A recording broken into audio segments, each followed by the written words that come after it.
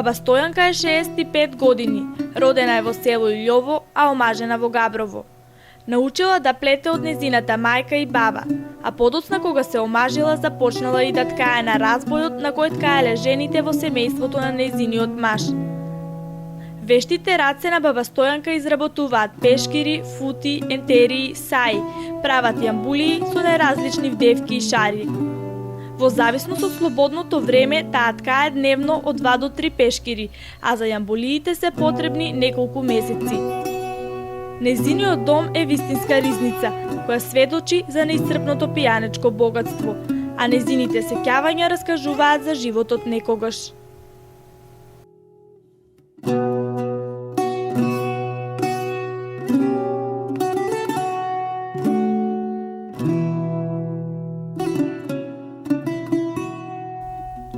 Се наоѓаме во домот на баба Стојанка. Овој пат нашата екипа реши да ви долови дел од старите македонски обичаи. Таа ќе ни каже како некогаш се живеело, се ткаело, се предело, се плетело, како се одражувале старите македонски обичаи. А некогаш предеше, плетеше, въна се влачеше, ткаеше се до стариско дако. А са вече ништо не носат такова. Ја од кога сам се оженила, 45 години, кога сам се женила, ту сум у тој дом. Не сам никаде на друго место одила, ни сам на работа одила. Дедо тука оде, ако донеси кима, ако не, нема. Јас сум 65 години. 44-та родена сам година у село Илјово. Оттам се преселиме 63-та година и тука се ожених у Габрово. Предеме, ткаеме, вънено, а сега почнаа се това да го не носат. Сега почнаваме се памучно да се ткае вдевки, това ти, онова ти. Кој што се навикнал това и ако се научиш, ќе ткаеш, ако не, оти сите не може това да го наткаят. Маќа ми почна да ме учи да ткае, да преда. До 4-то отделение одих на школа, после да не ме пуштија. Далеко ни беше школата. Илјово, Луковица. И не пуштија да им на школа, далеко. Дома, онија помалечи остана. И маќа ми почна да ми дава не да преда, не да ткаја, не да ме учи. Ама това она не ме учила, она после кога си почнаваме туа една друга да се учим и после това сам се научила. Кога сам се оженила, напред не знам това ткала. Како беше во старо време? Се собиравте ли многу луѓе да ткаете, да предите? Па, за предење се многу собираше. По 40 жени се собирали на некоја кашта. Да предат, а за ткање не са собирали. Така да са се собирали, да речеме, на едно место да ткајат разбоја. Не, секоја си дома ткаја. Ќе дојде да посети, да види какво се ткаја и ќе си ојде.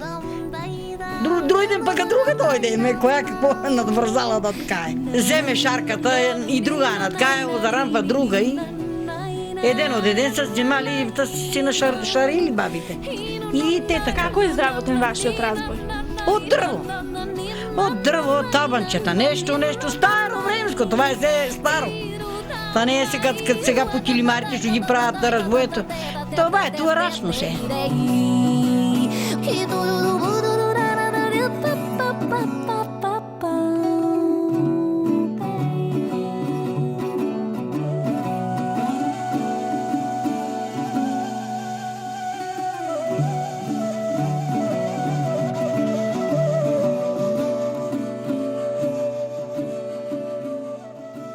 Па те што изработуваме кошници, да си покријат озгоре невестите која си ја ресува, пештире да си усука погача. Така те усукваат погачата и ја носат на црква, на шарена црква, на дека, кој за свадба погачата да усука, на невестата да однесат да разкршат. Те за това се това потреба. Чаршапе за масите съм им наткала, и на снаите съм наткала, и те и на таа внучка съм наткала. Те много ќе и дам токав колкав син. Јамбули ткаете ли? Ткала съм и јамбули, килимјеи, ама од јамбулите нема ер. Како се изработува една јамбулика? Јамбулите се многу машно заработа, ама се измолија. Вънено е, въненото се моли. Вече го никој неќе. А како го одржувате? Какво го држи? Некој штури му тос. Ама што ќе го држи? Това си е вънено, си е вънено. Како започнува процесот на ткање? Па те така, ставиш го на разбое, на кросното кое е навиено и го наврзеш и почнеш со софалчи. И на така, като вортиркаш од кајата, ама рачно си го ти потвараш, со нозете си налегаш една шта. Така се ткае. Прво се насука на каламие, па се побият коли, па се стават прачки, се стават каламието, па се на каламието се наснове, па после на боje се стави на кросно, се натркала доле, санка го пуштат, па го натркала, па го вденат уништилките, па убрдото, па го наврзат на разбое. Вие ткаете од волна или со какви материјали? И со волна сам ткала, и со памучност ткаја, со што има со това ткаја? Спарталаво. Исто и това се така ткае. Пред да започне ткањето, вие одредувате со каква боја ќе бидат направени пешкирите, така ли? Да. Каква боја најдеш, каква ќе ја составиш, таква ќе го ткаеш. Ние има и јумаци, и такова има и тие што плетат сам милјатата. Што се најде, тоа се ткае.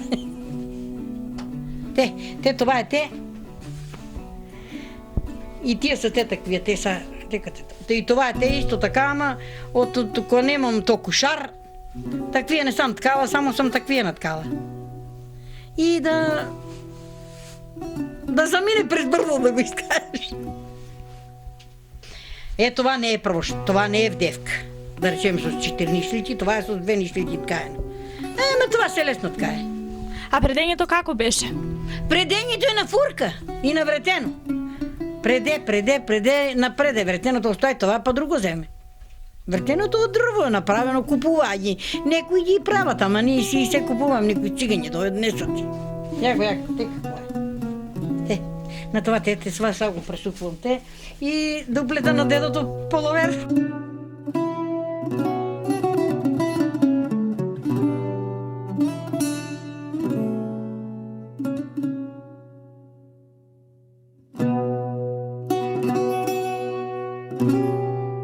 Баба Стојанка и баба Славка се етрави. Во вечерните часови, кога ќе си ја свршат работата, се собираат двете, за да си помуабетат за она што е ново во селото и да се присетат на старите времиња.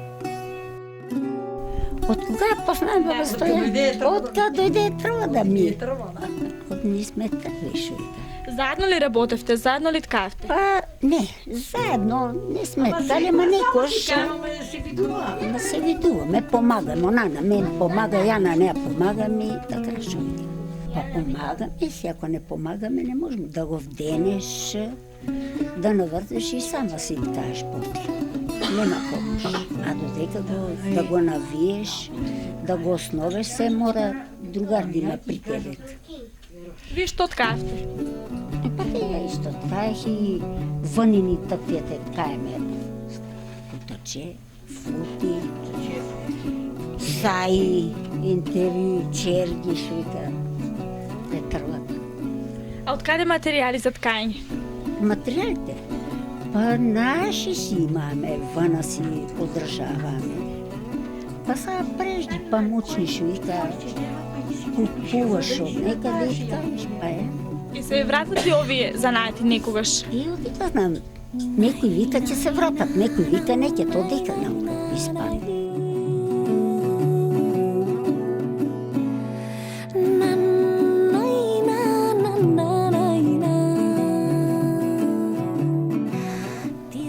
Во старо време, луѓето од утро до мрак работеле по нивите и по лињата. Жените во слободното време плетеле, пределе и ткаеле. И сето тоа било придружено со песна. Мори моме, малој моме, каде вода да налеам? Абре лудо, абре младо, таму доле по целото. Тамо има 2 кладенца и над нима јаболкница. Јаболкница род родила 2 јаболки позлатени. Појди лудо, ти ни ги однеси кај фурунџија, да излеја два прстена, еден тебе, еден мене. Баба Стојанка има 3 внучиња. Најмалата внука тргнала по незините стапки. Иако има само 5 години, веќе ги научила од својата баба сите песни кои се пееле некогаш и знае да плете чорапи со неколку игли. Кажете ни како се викате? Валери, Андреј, Васен. Баба Стојанка, колку внуци имаш? 3 тегите. Фроси, ти знаеш да плетеш. Кој те научи? Баба, Што плетеш? калци, А джемперчето што го носиш, кој ти го исплете? баба. На мен ми наплела джемпер. На мен баба Стојанка ми уплела 2 джемпера. Моли, мале, каде вода да нале? Абре воду, таму доле по цевот. Таму има 2 кладенца и над нима јабокница. Ротко има 2 јаболки позлатени. Појди лудо, откини ги, однеси кај фурунџија. Да излеја 2 прстена, еден тебе, еден мене.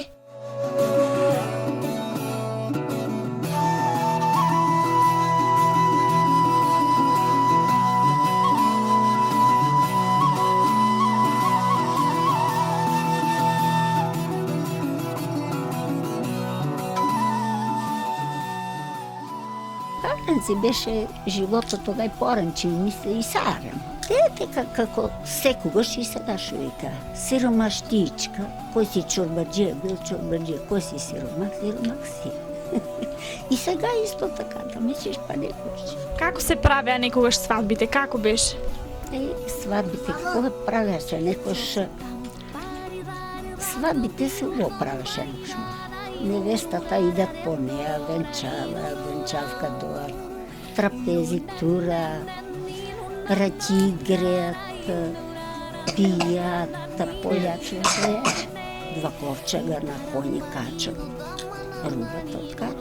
Вие така ли дојдовте со коњи? Така, со скон. Бегала сам пешти од туа. Сеќавате ли на свадбите некогаш? Како се организираа? Какво се организираат? Така пуштат ги, викаат цело село или 2 села дојдат на свадба, настават трпези, нетни трпези, туку таквија те наткаени од вълна, бъджи, и ги наредат поземи, и настава у тројца, 4 на паница манџа, срка, после од месото што е направено па, и ако нема, некош не е имало ни свирач, само тапан. Дојде тапанот, дангара, дунгара, и замине свадбата. Каква беше задачата на младата невеста? Па да ќе слушаш, кој ништо речат, това ќе е. Ќе им полиеш вечеро да се умијат, да вечера, после повечерата па ќе им полиеш. Ќе гледаш да станеш, да те не вика, да ти се не смеат, а са до 3 сата спијат. А невестата што носела кај момчето? И па што некојаш и било костумче и што шијат, после почнаа фастање, кој како си ресува костумче, некој си од дома што си е наткала стаичка, ентеричка, и това си е невеста некојаш била на таа и костумче со шилина, онаа и фастан купили, после почнаа и бели фастанје. И така. Вие имате многу наткаено, така ли? Да, и имам ткаено. Това ткаено, да не знам колку да ти кажа. А па по колку сум продала? Са се ништо не бара, нема свето пара, не одат на работа, а де има пара, те 150 динара ќе донеси, ќе си го оплета од вонка, ќе си го носи с години, ќе си го носи на кошица, ама нема свето пари. Понапред се покупуваше као да шастите на работа. Ја по 40 пештира сум такви одеднаш продавала, у Струмица ги однесла, ама са Нема свето ни пари ни туа некоја, и ако ја не знае да си наткае, ама нема пари да се купи, ќе слага ушите. А пишчирја, ја те од тие те, ако ми е слободно, ако сам по-слободна, по 2, по 3 сам наткавјала денеска. Те такова, те. По 2 сам наткава, а некојаш 3, па некојаш фани и ток ќе наткаш само, како имаш друга работа. Некојаш многу се работиш.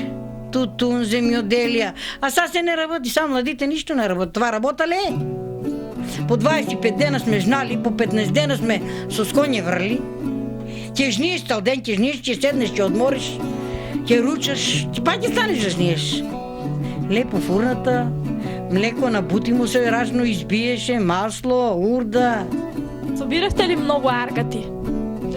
Абе, некој се собираше на плака, да речеме, кој е по-сиромах, нема ситни деца има, тие по-големите шобеме собереше, а не. И идеме кад на плака, ангарија. Идеме цял ден, жни, пои, весели се, пусти штури на жетвата појат, врзат по снопие. Изникнало криво круче медено, леле, изникнало криво круче, леле, медено, и до крувче извор вода студена, леле, и до крувче извор вода, леле, студена.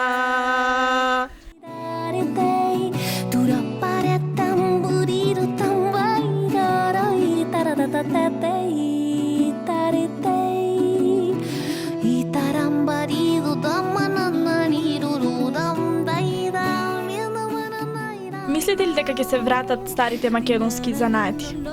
Да не веруваш. Не, това не верувам да се врне вече назад. Това тие са маленките да се научат. Кад ништо сме работили тие да жни и тудун да бере, не. Това не доади од. Са се научија само лежи лебе да те јад.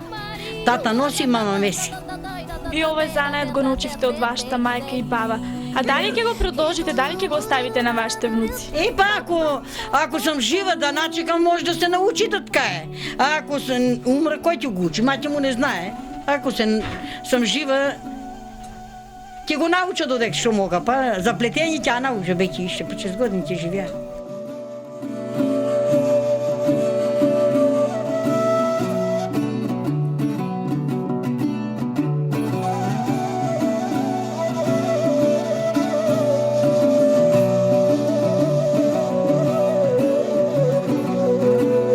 Баба Стојанка е само една од многуте вредни жени во Пијанец, која по примерот на незината мајка и баба продолжила да ги негува старите македонски обичаи. Жена која покрај многобројните домашни обврски и годините се уште ткае и плете, восхитувајќи им се на своите ракотворби, чувари на вековната пијанечка традиција.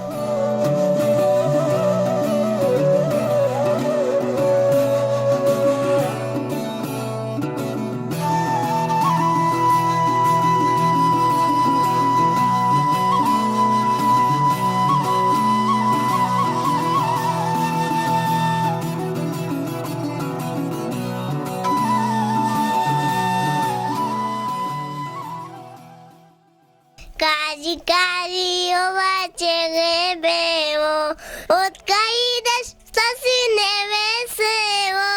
Дај ме сушта, мајка ми го зболи, дај и го слушна моето годно сево.